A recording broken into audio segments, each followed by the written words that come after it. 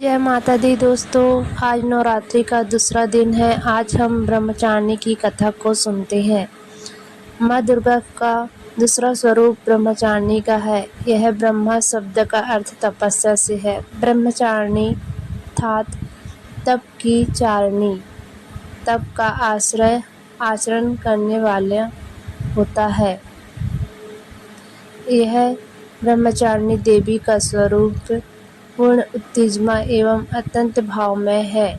इनके दाहिने हाथ में कोमल तथा बाएं हाथ में कमंडल रहता है। अपने पूर्व जन्म में ये हिमालय के घर पुत्री के रूप में उत्पन्न हुई थी।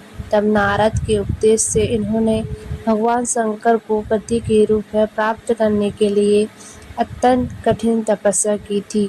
इसी दुष्कर तपस्या के कारण इन्हें तपस्या रानी अर्थात ब्रह्मचारिणी के नाम से जाना जाता है। 1000 वर्ष उन्होंने केवल फल फूल खाकर व्यतीत किया और 1000 वर्षों तक केवल शाक पर निर्भर किए। कुछ दिनों तक कठिन उपवास करते हुए आकाश के नीचे वर्षा और धूप के भयानक कष्ट सहे। इस कठिन तपस्या के पश्चात 3000 वर्षों तक केवल जमीन पर टूटकर गिरे हुए बेलपत्र खाकर भगवान शंकर की आराधना की।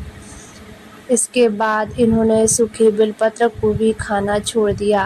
कई वर्षों तक वह निर्जल और निराहार तपस्या करती रही।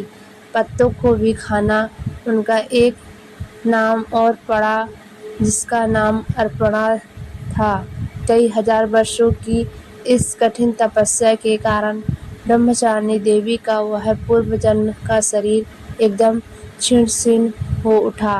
वह अत्यंत ही कृष्णमय हो गई थी। उनकी यह दशा देखकर उनकी माता अत्यंत दुखित हो उठी। उन्होंने इस कठिन तपस्या को व्रत करने के लिए आवाज दी और बोली, उमा। तब से देवी ब्रह्मचारिणी का नाम उमा पड़ा। पूर्व जन्म का नाम उमा पड़ गया। उनकी इस तपस्या से तीनों लोक में हाहाकार मच गया। तब आकाशवाणी हुई। वहाँ ब्रह्मा जी प्रकट हुए और बोले, देवी तुम्हारी तपस्या से हम प्रसन्न हुए। तुम्हारी मनोकामना अवश्य पूरी होगी। तुम्हें शिव जी पति के रूप में प्राप्त होंगे। अब तुम तपस्या से व्रत को तोड़कर अपने घर को लौट जाओ। माँ दुर्गा का दूसरा स्वरूप भक्तों और श्रद्धालुओं को अत्यंत फल देने वाला है। इनकी कथा पढ़ने और सुनने से सभी भक्तों की मनोकामना पूरी होती है। धन्यवाद।